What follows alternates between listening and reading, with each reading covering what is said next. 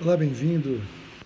Muito feliz de ter você mais uma vez aqui comigo e eu quero compartilhar mais um pouco com você acerca dos últimos dias e quero mostrar uma conexão que há entre as coisas que o Senhor nos pede para fazer, palavras literais de Jesus, palavras depois repetidas e ensinadas também pelo apóstolo Paulo, às vezes em outras das cartas, mas com certeza conceitos que nós temos que tratar e receber, porque o Senhor tem um propósito para que nós sejamos bênção e para que nós sejamos abençoados. Então eu quero falar sobre o que Jesus disse em Mateus capítulo 5, versículo 16, no conhecido Sermão do Monte.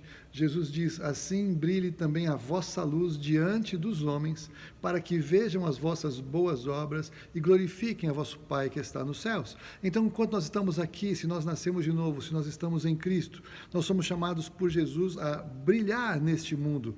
Mas brilhar nesse mundo não é procurar um lugar de destaque, um lugar aí de glória passageira, como muitas pessoas buscam, mas é brilhar a luz de Jesus. Jesus disse: eu sou a luz do mundo. Então, nós que estamos em Jesus, Jesus que agora é o nosso irmão mais velho, ele que é o primogênito entre muitos irmãos, ele é a luz, ele nos chama a brilhar também, diz que vós sois a luz do mundo.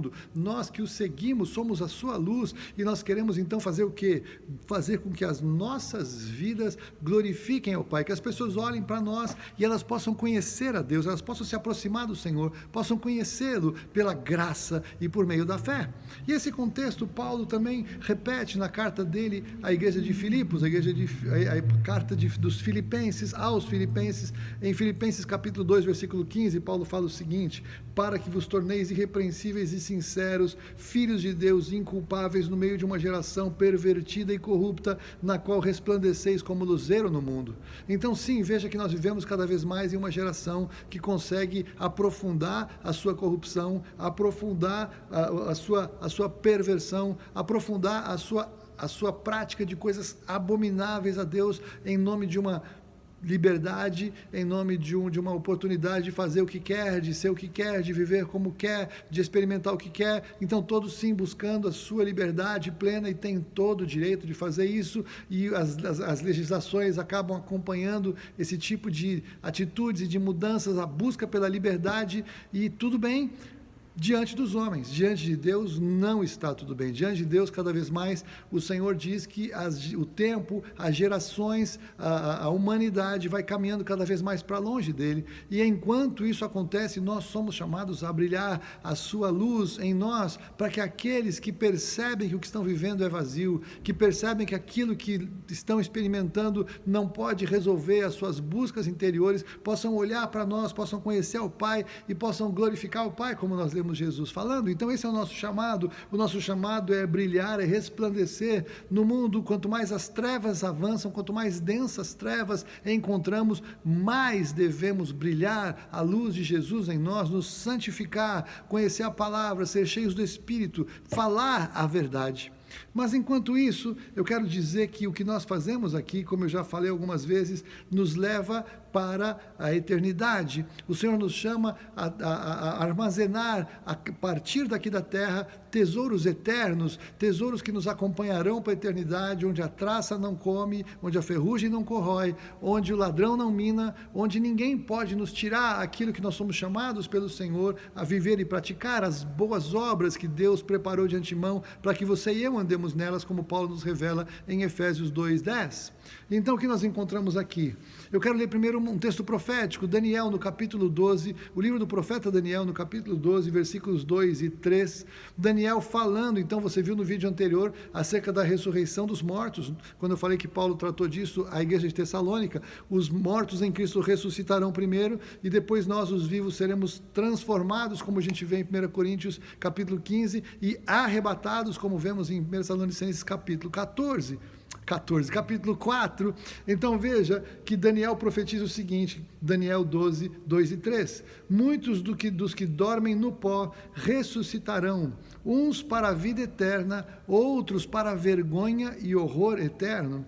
Os que forem sábios, pois, resplandecerão como o fulgor do firmamento, e os que a muitos conduzirem à justiça, como estrelas, sempre e eternamente. Então veja, as nossas boas obras aqui, nesse tempo, elas significam levar os que forem. Nós somos chamados a ser sábios e devemos conduzir os outros à justiça.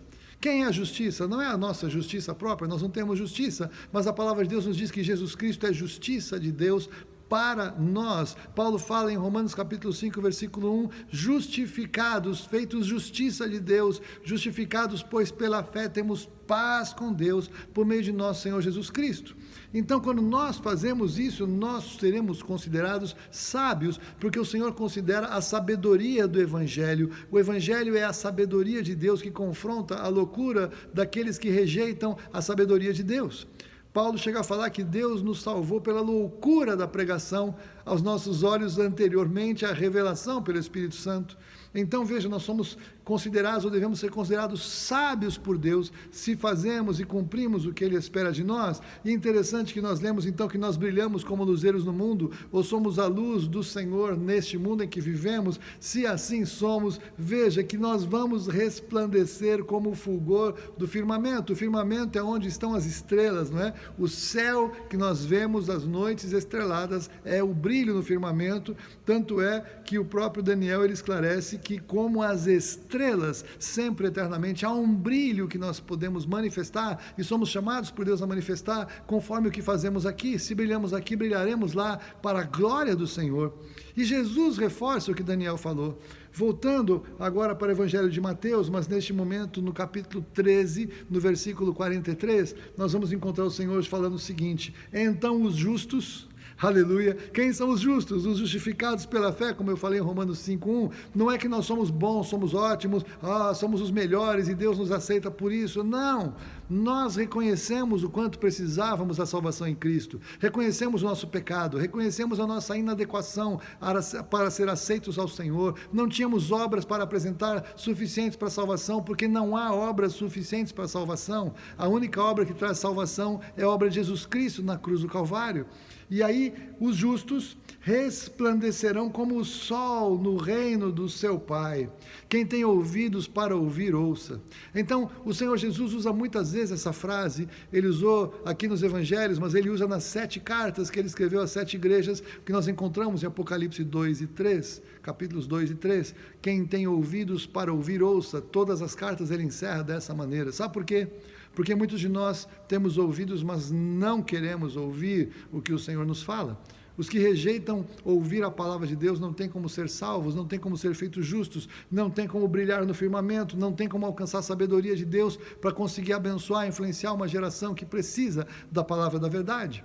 Mas, por outro lado, quem tem ouvidos para ouvir pode ser útil, pode ser frutífero, pode ser livrado da pior hora da história da humanidade, como o Senhor Jesus nos chama a fazer. Nós somos chamados em Cristo para estarmos longe daqui, neste momento terrível. Se você está aí, de alguma forma, preocupado com o coronavírus, está vendo, está se sentindo aí preocupado com a questão da saúde, com a questão da economia, com a questão das relações humanas, com tudo que envolve a nossa vida diária, entenda que isso é um trailer, isso talvez seja um teste daquilo que virá, porque os dias que virão adiante de nós, a Bíblia fala, são dias como nunca antes houve, nem nunca jamais haverá.